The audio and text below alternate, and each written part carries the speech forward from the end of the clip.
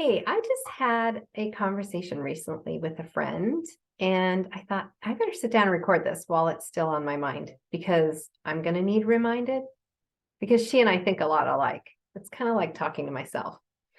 Anyway, the talk we were having is she was feeling like something needed to go in her schedule. She's a really full schedule and she was kind of losing her mind. And does that happen to you? It happens to me all the time, partly because I say yes to everything. And then I'm like, why did I say yes to that? Anyway, um, so she was wondering what she needed to let go of in her schedule, but she couldn't come up with anything. Everything kind of was necessary to have in there. And I told her, well, maybe it's not that something needs to go. Maybe it's just that you need to do the things differently. Like you need to maybe approach how you do the things differently instead of eliminating things. I'm not saying don't eliminate things because I think sometimes we get our plates too full and we have to eliminate something. But I know I went through a season recently where I was kind of going cuckoo. And I was talking to my mom about it, who was very smart. And she said, maybe, she said, I think you have too many spoons in your soup. And I posted about this a while back on Facebook and I was like, too many spoons in my soup.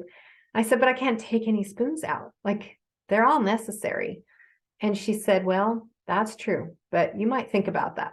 You might think about if there's too many spoons in your soup. So I went and I thought about it and I visited with a coach and I'm like, what do you do when you have too many spoons in your soup and you just can't take one out? And she said, okay, of all the spoons in your soup, does one of them belong to you? Do you get to have a spoon in there? And I was like, huh, I don't really know that I do. Let me think. And I started thinking about that. And my husband says I'm not a good rester. So you just need to know that. I should have said that at the beginning. But I told her, well, you know what? I do actually have a massage scheduled in just a couple days. And that's something for me. That's a big spoon, a very important spoon.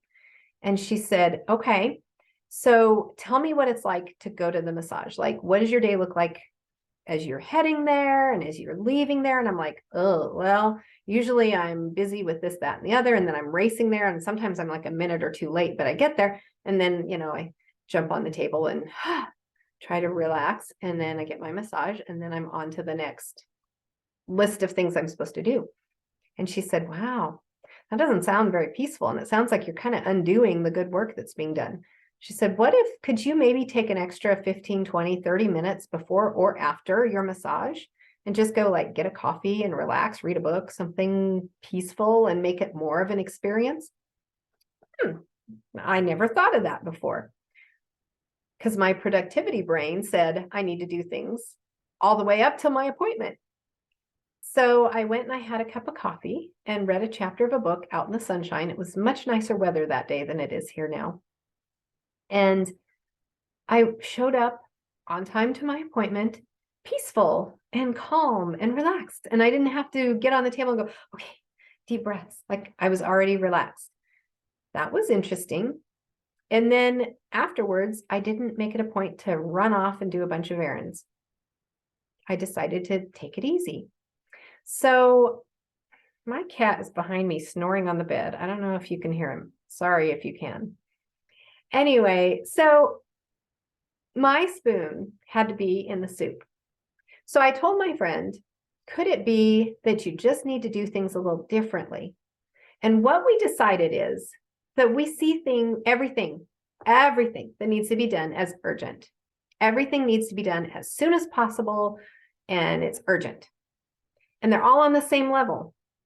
The really urgent stuff and the not at all urgent stuff. It's all urgent. And so we decided, what if everything wasn't urgent? What if only the urgent stuff is urgent? And what if we time blocked? And what if we brain dumped? And what if we put stuff on different days instead of everything's got to be done first thing Monday morning as soon as I get out of bed? Well, what if these things here could be batched over here on Tuesday or Wednesday or Thursday, and we kind of breathed a little bit. So maybe it's not that something has to come off of your schedule, but maybe it's that it has to be done differently, and that you can time block and you can schedule those things to be done at different times, because not everything is urgent. And maybe if everything isn't urgent and there's a spoon in your soup for you and you're able to breathe a little bit, you'll be able to ditch some of the anxiety that comes with all of the things that are to do. I don't know. It's just something to think about. If you're feeling anxiety and you're feeling like, oh my gosh, I need to get rid of something, maybe you do, but what if you don't? How can you look at it differently so that if you can't let something go, you can still handle it with peace moving forward? Okay, that's your thought for today. Maybe we need to do a video about brain dumping and time blocking in the future. Just another thought. Have a great day.